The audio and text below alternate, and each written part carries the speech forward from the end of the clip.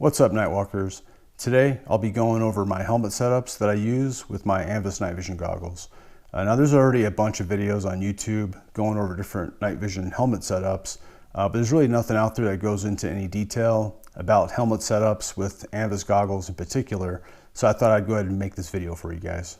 Our helmets are non-ballistic bump helmets, and that's because we don't have a need for ballistic protection. We're just using these helmets to mount our night vision for us so we could use them comfortably. And the two different helmets that we have, this one's an OpsCore base jump, and this one's a Team Wendy LTP. And the two different goggles, this one's an Anvis-9, and this one's an Adams Industries Sentinel. I'll explain the Anvis system just a little bit for anybody who's not familiar with what the Anvis systems are. So basically, what makes an Anvis goggle different than your standard night vision goggle is the way they interface with the helmet. Anvis goggles, they use a ball detent interface, and the ball detent interface requires a specific ball detent mount, and then it requires a battery pack to operate them. Compared to your more common goggles out there that use a dovetail interface that usually have onboard power that don't always require a battery pack to operate them. So that's the key difference between them. There's some other stuff like Anvis goggles generally use Anvis objective lenses, which are different than your PVS 14 optics that are out there. If you're not familiar with it, you can watch the other videos I did that go into more detail about these two goggles in particular. But I'll just go ahead and get into the helmet setups. All right, so starting with the OpsCore base jump setup, the idea of this helmet rig was to have something that's super lightweight and that I could wear all night long comfortably, and this setup does that 100%. And so what makes this setup so lightweight is mainly the goggles themselves.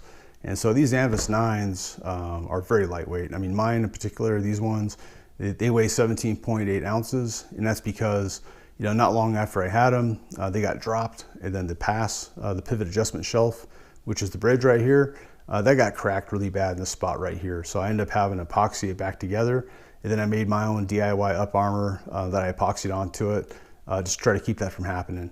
And what makes these Anvis-9s so lightweight is there's just nothing in these goggles. You got your binocular pods right here, you got some screws that go across here for your IP spacing.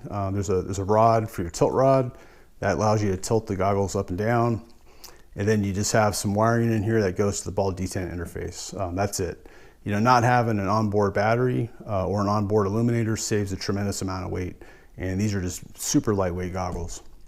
And then the mount I'm using, it's an actual Anvis mount. It's made of plastic, it's very lightweight as well. And this thing has the integrated components, ground mount adapter, for helmets like this, which you need with this type of mount. Otherwise, you're not going to have any way to mount it to this type of a helmet. This mount's meant to go into an aviator's type helmet.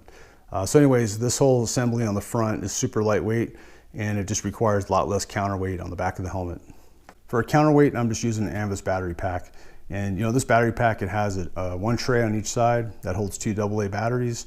And this is more than enough weight for me to counterweight the goggles on the front. The strobe I'm using, this is a SNS Mana. In the Mana, I just move it back as far as I can, so it doesn't interface here with the power switch. And this helps to add a little bit of counterweight along with the battery pack.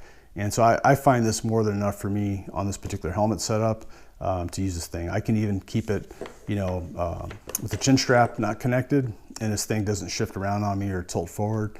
It just works really well. I had a lot of extra battery cable, so what I ended up doing was feed the cable underneath the helmet and just fishing out over here on this side, and that helped minimize me trying to manage this extra cable. Previously I was using a lid snake, and I just kind of run the lid snake across this part of the helmet, and I'd kind of fish the extra cable inside the lid snakes. I just didn't like the way they looked on the helmet. I thought it just kind of gave them a weird look.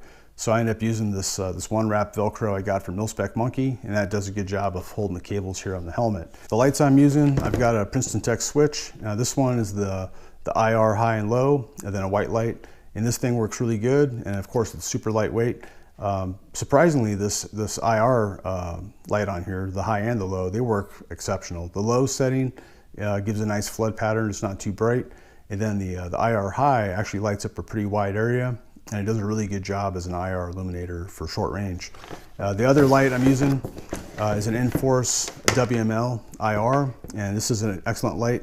It's lightweight, it's all made out of plastic, so it keeps the weight down, which is the whole goal of this helmet setup. And then this light has a high and low white, and then you just flip this lever over, and then you have a high and low IR as well. If I'll be shooting with this helmet, I normally just use custom ear molds. They're a lot more comfortable. You know, if I don't have a need to listen to other people, like if I'm not at a range or whatnot, I normally just shoot on my property, so I don't have to worry about, you know, RSOs or whatnot. So the ear molds I find are just superior. It keeps weight off the helmet, and it just makes my ears a lot more comfortable. But if I do have the need to listen to other people, so if I'm shooting with friends or whatnot, then I'll take these Peltor 6S's I use with these Peltor arc rail adapters on them. I prefer these. You know, I don't have a need to talk through a mic or whatnot, and so I don't have to worry about cable, you know, feed the cable around the back of the helmet, and I think these do a pretty good job. And plus they're fairly low cost. You're not investing a bunch of money into your Pro like you would with Comtacs or whatnot. Inside the helmet, I added these 0G Tactical 4D helmet pads, and these things are awesome. If you have a helmet, you don't have these pads, I highly recommend it. This makes this helmet so much more comfortable. Whether you have weight or not on a helmet, these pads just do an exceptional job. They're much better than the stock pads. I recommend getting the deluxe set. What I ended up doing on the Ops Core is I didn't use the pads here on the sides. I just kept the stock Ops Core pads here for your temples, and then I use those 2 extra pads on the inside here in the center, and that just gives me a wider area of padding protection inside the helmet. It makes it a lot more comfortable to wear for a long time. Moving on to the Team Wendy LTP. So this is my ruggedized helmet rig. You know, whereas the Ops Core base jump is all about lightweight, this thing's all about heavy duty use, and that's why I run the Sentinel on this helmet. And you know, the main differences between the Sentinel and the Anvis-9 is the Sentinel is made to be a ground use goggle. So it's more rugged. The construction's a lot stronger. It can handle impacts. It can handle getting dropped. It can handle a lot more abuse than the Anvis-9 can, for sure. And you can watch my other video where I go into more detail about the Sentinel itself. But the main thing that you need to know if you're not familiar with the Sentinel is that there's some possible ownership transitions going on with Adams Industries. That's the company that owns the Sentinel. And so these may not be getting produced anymore. If they are, they're getting produced in more limited numbers, but there's quite a few of these on the used market. In fact, that's how I got this one, is I bought it used on the AR-15 exchange. This is the Wilcox GSGM. It's a really nice ball detent mount. It's also very expensive. The nice thing with the GSGM, and there are other mounts out there like this, but it has an onboard CR123 battery compartment on it.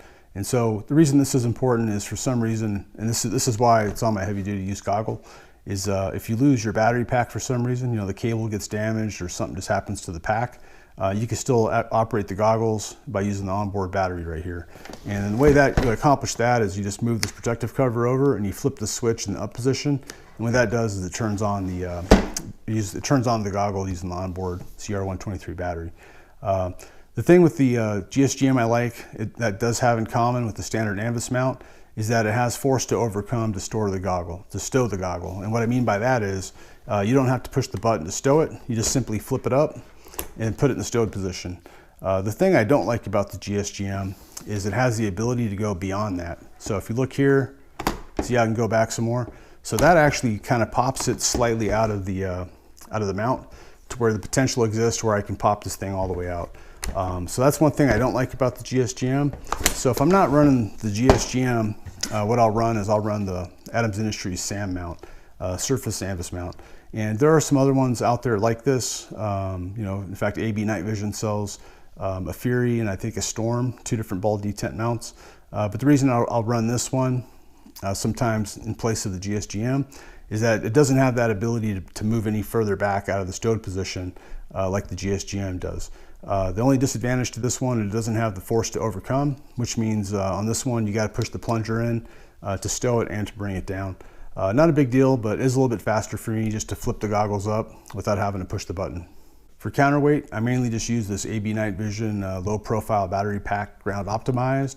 But from occasion, if I need more weight than this, what I'll do is I'll add some lead weights here on the back. I just slide them in here and let the bungees hold them on. These are lead weights out of an EOG counterweight pouch.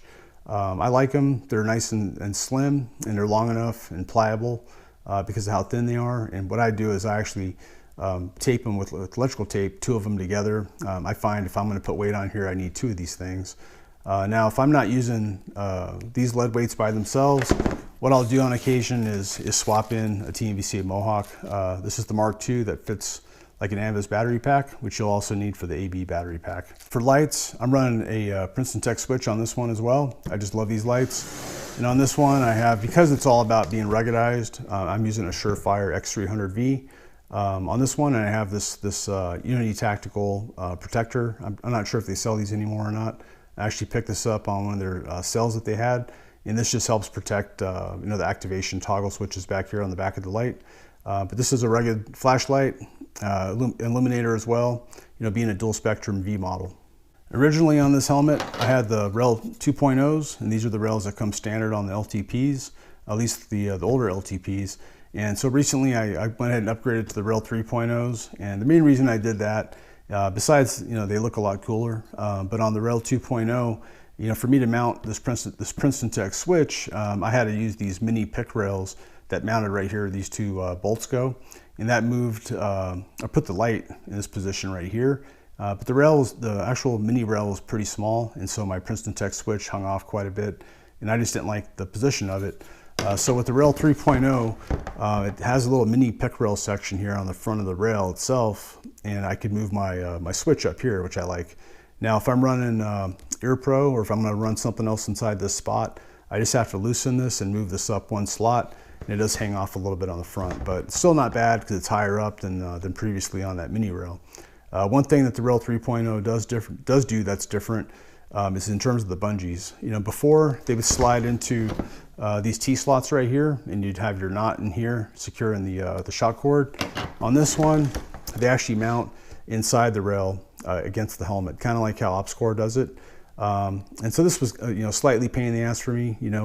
I couldn't get the knot and everything to fit inside of it, so I actually had to end up dremeling out some of the material inside there so that the shock cord knot would fit in there better. Otherwise, I'd have a big gap here on the side, and what would happen is the shock cord would actually get stuck and go underneath the rail, and that just drove me crazy. So anyways, just keep that in mind if you could do the Rel 3.0 upgrade, that you might have to do something like that to get the shock cord to fit underneath the rail. One thing with Team Wendy helmets I really like is I like their QD functionality that you can add to it. So for example, on this Surefire light, I have this thing mounted up on a Team Wendy QD pick rail section.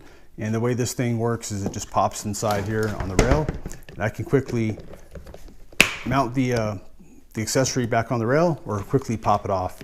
And where this comes in handy is if I'm running Ear Pro, for example, I'm using the Team Wendy QD Peltor adapters here, and these just pop in the same way.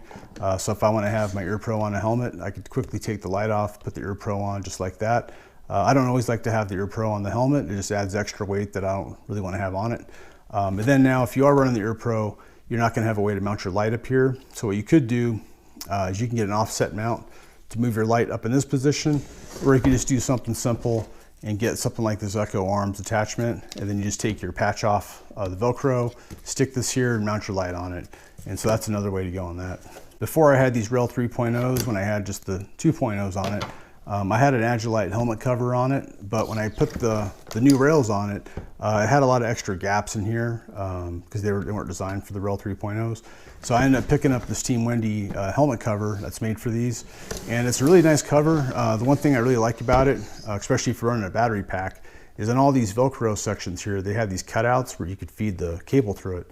And so as you can see with my GSGM, I have the cable tucked away nice and clean inside there. And then even behind your patch panels, you've got the same slots in there to feed your cable through. And on this battery pack, I had extra cable as well as the other one, but in this case, I could just feed the extra cable inside these loops, and it just really cleaned it up quite a bit. The strobe I'm using is the Core Survival Hellstar 6. I really like this strobe quite a bit. I consider it to be a heavier duty and a better light than the Manta. The reason I like it better is the controls on it. They're a lot more tactile. I can definitely just with one hand tell which position I had the light in, so it has a nice positive click, and you can tell where it's at on here. So for example, in visible mode, and you just have a little lever up here where I can flip it. That's an IR now. There's visible, and then there's my strobing white option on it. And these strobes are really critical, in my opinion, to have on you when you're doing night vision. So for example, night vision can be a lonely hobby. You don't always have a lot of guys to go, do shit with at night. So if you're out someplace, especially BFE on your own, wearing night vision, and let's say something happens to you, you get hurt, your vehicle breaks down, whatever the case is.